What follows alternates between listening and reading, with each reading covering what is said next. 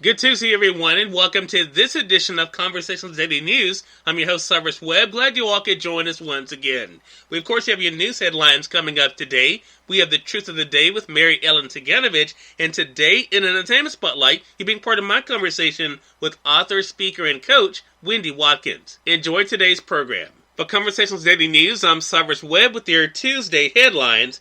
In Mississippi news, Mississippi sees decline in COVID-19, but Dobbs says don't let your guard down yet. Mississippi is seeing a decline in the number of new COVID-19 cases and deaths, but state health officials told residents that they should still wear a mask and follow social distancing practices.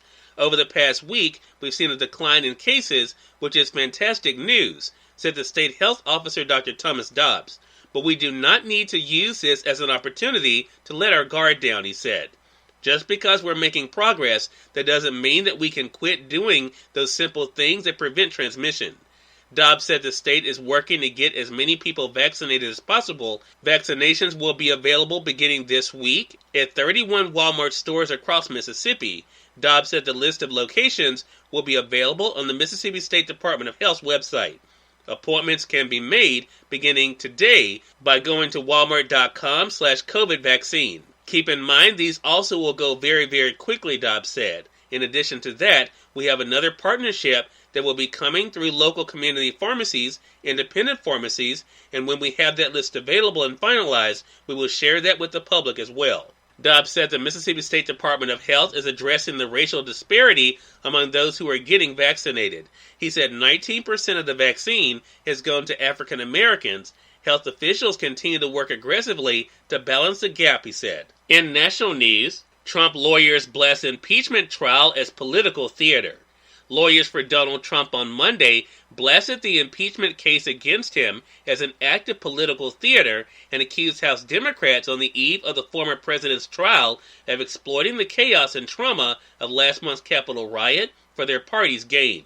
Trump's legal brief is a wide-ranging attack on the House case, foreshadowing the claims his lawyers intend to present on the same Senate floor that was invaded by rioters on January the 6th. The sharp-tongued tone, with accusations that Democrats are making patently absurd arguments and trying to silence a political opponent, makes clear that Trump's lawyers are preparing to challenge both the constitutionality of the trial and any suggestion that he was to blame for the insurrection.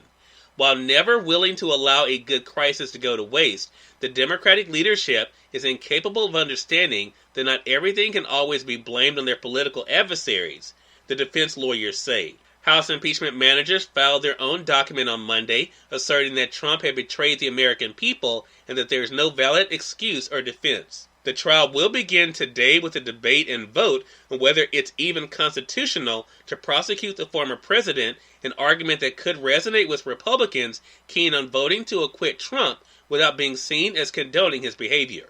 Opening arguments would begin on Wednesday at noon, with up to 16 hours per side for presentations. In more national news, the budget office says $15 wage would reduce poverty but increase the debt.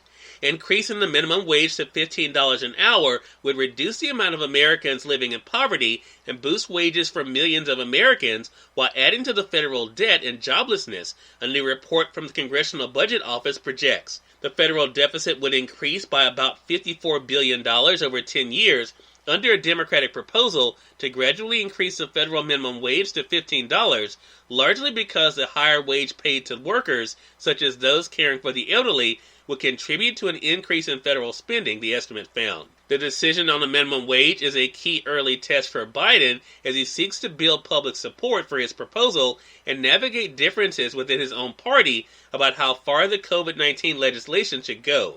Voices on the left, like Senator Bernie Sanders, the author of the wage legislation, want Democrats to fight now for the pay increase, but some moderates are wary, fearing the impact on small businesses during the pandemic. In more national news, the UN says there are concerning news vaccines may not work against variants.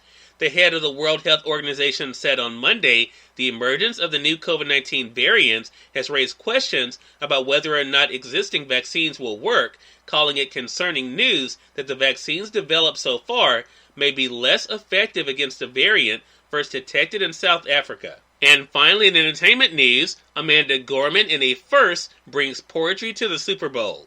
Amanda Gorman, the 22-year-old poet who stirred America at the inauguration of President Joe Biden last month, again commanded the spotlight on one of the country's biggest stages, the Super Bowl.